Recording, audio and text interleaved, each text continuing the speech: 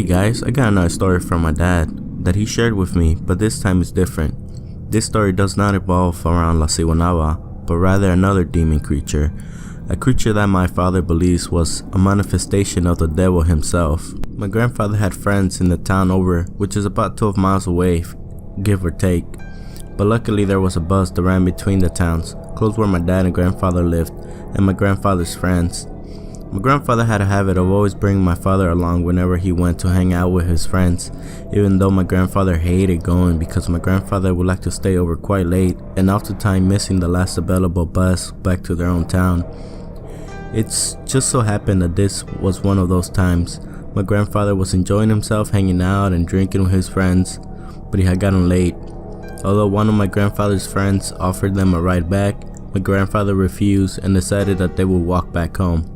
According to my father, this was around 10 p.m. at night. It is important to point out that at this time, El Salvador had not seen much progress in infrastructure, and for my father and grandfather, it meant walking home in complete and utter darkness, with only the moon to provide some form of light. After a few hours of walking, they reached the lake, and they decided to walk close to it because it provided a fresh breeze. As they kept walking, the air became more cold, near ice cold, and the wind started to pick up as they got closer to the lake, which was weird considering this was during the summer. That is when he noticed it, jumping from a tree to the ground, making a hoofing sound like that of a bull, trying to frighten my father and grandfather. The creature's appearance alone made my father freeze. It was just like a bull, but red, as if it was spawned by the fires of hell. And every time it would breathe, it would exhale fire from its nostrils. My father was completely frozen and couldn't feel his legs. He was sure this thing was going to take him to hell, but my grandfather was not impressed by its presence. My grandfather took out his machete, but he didn't start swinging at the creature. Rather, he drew crosses on the ground. It somehow worked, keeping the creature at bay. My grandfather grabbed my father and had to basically drag him because my father was still frozen in pure fear. It went like this for a while. My grandfather kept making holy crosses in the ground as they walked in order to keep the thing from reaching them.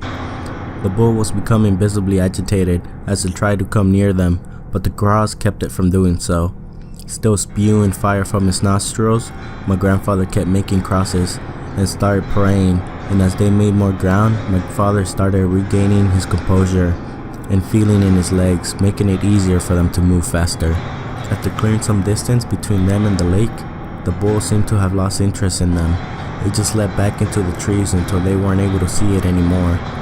Although they were safe, my father and grandfather couldn't shake that feeling that that thing might still be close by, but they never saw it again. They never walked home that late ever again. My father credits this event to the fact that he was never baptized as a child, but my grandfather took him the very next day to church to take care of that. Thanks for listening to a story about my father's experience with a creature he cannot explain, where it came from, or what it truly wanted. I hope you enjoyed the story, and don't forget to subscribe and like this video if you enjoyed it so I can bring you more of these more frequently. If you had a similar experience and would like to share with me for a future video, send it to me at the Necronomic-Files@gmail.com. Check the video description below, and as always, stay alert. You never know what's coming for you.